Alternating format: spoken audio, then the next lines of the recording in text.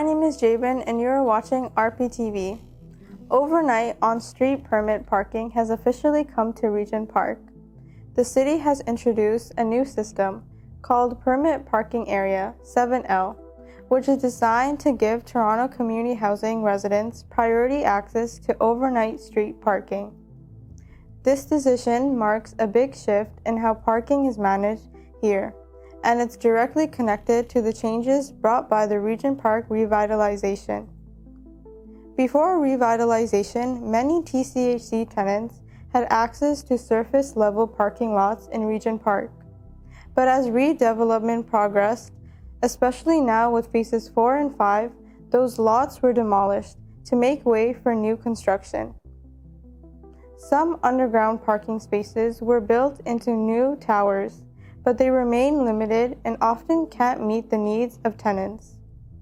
That left many longtime residents without an affordable place to park their vehicles. This issue didn't go unnoticed.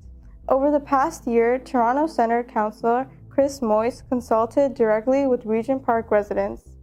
Tenants of TCHC told him they felt squeezed out as revitalization reduced the availability of parking spaces, especially in TCHC buildings. Chris Moyse then brought their concerns to Toronto and East York Community Council. In letters submitted in 2024, he stressed that while most new downtown developments are excluded from on-street permit parking, Regent Park deserves an exemption. He argued that this was about fairness, using what he called an equity lens to make sure affordable overnight spaces go to TCHC tenants who have lost the most during redevelopment. The newly created Area 7L covers Regent Park from Gerrard Street East in the north, Shooter Street in the south, Parliament Street on the west, and River Street on the east.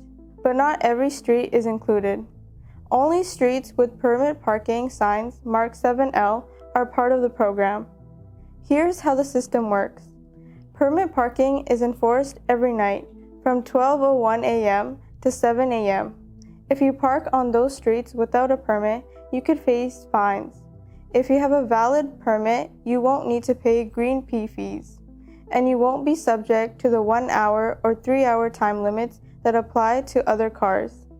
To qualify, you must live in a TCHC building within the 7L boundaries.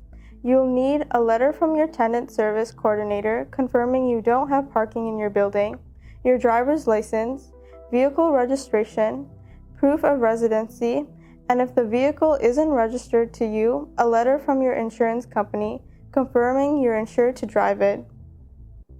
Applications can be made in person at Toronto City Hall or by mail.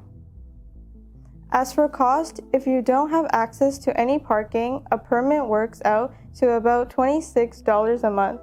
Second or third vehicles are more expensive, and there are options for a 4-month or 10-month permit.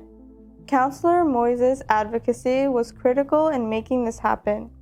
In his May 2024 letter, he requested that Regent Park streets be exempt from the city's normal polling rules, so that permit parking could be implemented quickly.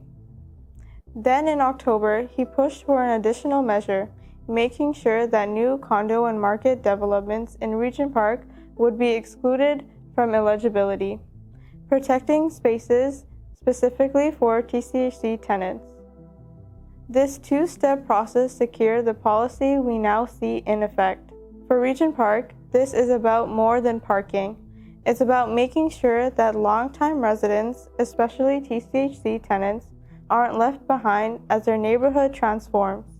Thanks to years of advocacy, consultation, and City Council approval, Permit Parking Area 7L is now here, aiming to restore fairness and ensure affordable access for the people who need it most. For more information on how to apply, visit the city's permit parking website.